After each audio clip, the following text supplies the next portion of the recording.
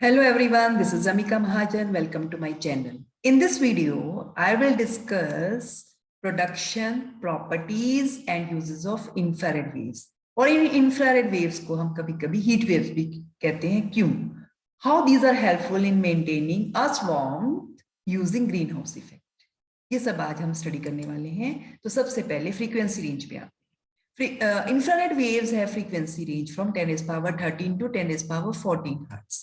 They have wavelength from 10 raised power minus 3 to 7 into 10 raised power minus 7 meter. These are also sometimes referred to as heat waves. ये आगे इसी video में हम detail में discuss करेंगे. And these are also used in physical therapy. आपने कभी देखा होगा जब मसल पेन्स हो रहे होते हैं तो हम गर्म पानी की बोतल से सेक करते हैं, या special type of lamps known as infrared lamps भी उस फिजिकल थेरेपी में यूज करते हैं. These are also playing an important role in maintaining Earth's warmth through the greenhouse effect. ये अर्थ के वार्मथ को मेंटेन करते हैं. अगर ये ना हो तो अर्थ इतनी ठंडी हो जाए रात को कि यहाँ तो लाइफ ही पॉसिबल ना हो. ये सब भी हम डिटेल में स्टडी करने वाले हैं इस वीडियो में. Infrared detectors are used in Earth satellites, which is used for both military purpose as well as for observing growth of the crops. Infrared detector use करके Earth satellite में हम उन satellites को अपनी एनिमी की position determine करने के लिए यूज कर सकते हैं, और हम क्रॉप्स की ग्रोथ कैसी हो रही है उसको भी ऑब्जर्व कर सकते हैं. Infrared lamps are used in studying ancient writings on the walls.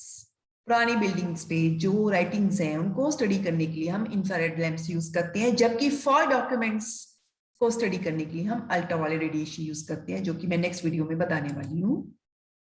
And these are also used in remote controlling of various electronic system. हम LED light emitting diode use करके रिमोट कंट्रोल में हम use करते हैं. इससे हम various electronic system के switching off, switching on या बाकी के फंक्शंस को रिमोट कंट्रोल से कंट्रोल कर सकते हैं. These are also used for taking photographs during fog and smoke. Smoke और फॉगी कंडीशन में हम इनको यूज करके फोटोग्राफी कर सकते हैं. These are used in checking the purity of chemicals. अब क्वेश्चन आता है कि why these are referred to as heat waves sometimes. This is because water molecules present in most materials readily absorb infrared waves. After absorption, their thermal motion increases. They heat up and they start heating their surroundings also. होता क्या है कि बहुत सारे material में जो water होता है वो इन इंफ्रारेड वेव्स को रेडिली एब्जॉर्ब करने के बाद उनकी थर्मल मोशन बढ़ जाती है, जिससे उनका टेम्परेचर बढ़ जाता है. जब उनका टेम्परेचर बढ़ता है तो वो हीटअप हो जाते हैं. हीटअप होने से वो आसपास की चीजों को भी हीटअप कर देते हैं, इसलिए इनको हीट वेव्स भी कहा जाता है. एक और एनसीईआरटी का क्वेश्चन है, how these are helpful in maintaining us warmth through the greenhouse effect. आने वाली जो विजिबल लाइट है जो कि रिलेटिवली इजिली पास हो जाती है एटमॉस्फेयर से, वो कौन एब्जॉर्ब करता है? अर्थ की सरफेस. जब वो री रेडिएट होती है इंफ्रारेड रेडिएशंस की फॉर्म में तो कंपैरेटिवली लॉन्गर वेवलेंथ हो जाती है.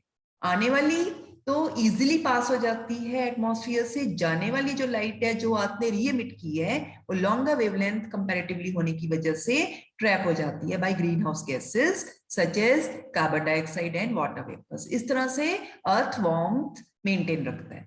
होता क्या है, incoming visible light which passes relatively easily through the atmosphere is absorbed by the earth's surface and re-radiated as infrared radiations comparatively of longer wavelength. This radiation is trapped by greenhouse gases such as carbon dioxide and water vapors. तो इस तरह से अर्थ में का जो warmth है वो maintain रहता है. अदरवाइज रात को अर्थ इतनी ठंडी हो जाए कि वहां लाइफ ही पॉसिबल ना रहे.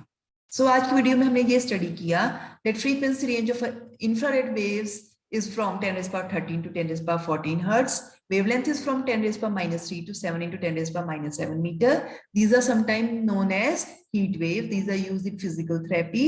These are also playing an important role in maintaining us warmth through the greenhouse effect. These are used for military purposes and to observe growth of crops using infrared detectors in Earth satellites.